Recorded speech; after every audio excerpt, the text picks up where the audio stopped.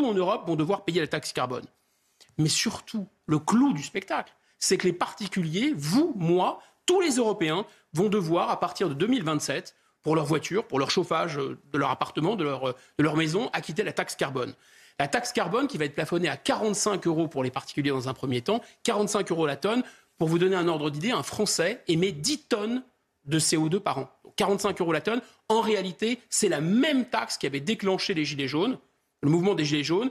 On l'avait sortie par la porte en France. Elle revient par la fenêtre européenne. Et on va nous la réimposer à travers l'Europe. Alors, ces taxes européennes vont donc pénaliser le producteur européen, mais aussi le consommateur. C'est là aussi que ça nous intéresse. Dites-nous en plus. Mais exactement, parce qu'en fait, que ça soit produit sur place ou que ça soit importé finalement, le résultat est le même. Ça sera consommé en Europe. Et tout ce qui sera consommé en Europe avec cette taxe carbone en plus deviendra plus cher. Donc c'est finalement le consommateur, vous et moi, qui allons payer ce verdissement absolument artificiel, absolument idéologique de l'Europe.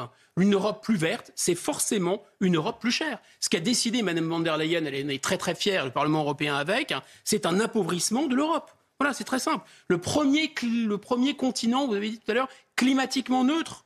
Mais je pense qu'on est capable d'y arriver en fait. Mais pas pour les raisons qu'on croit. C'est pas parce qu'on va passer à des industries moins polluantes qu'on va avoir du zéro carbone. C'est parce qu'on va tellement moins consommer, tellement moins produire, tellement être pauvre qu'à la fin, peut-être qu'effectivement, on produira quasiment plus de carbone.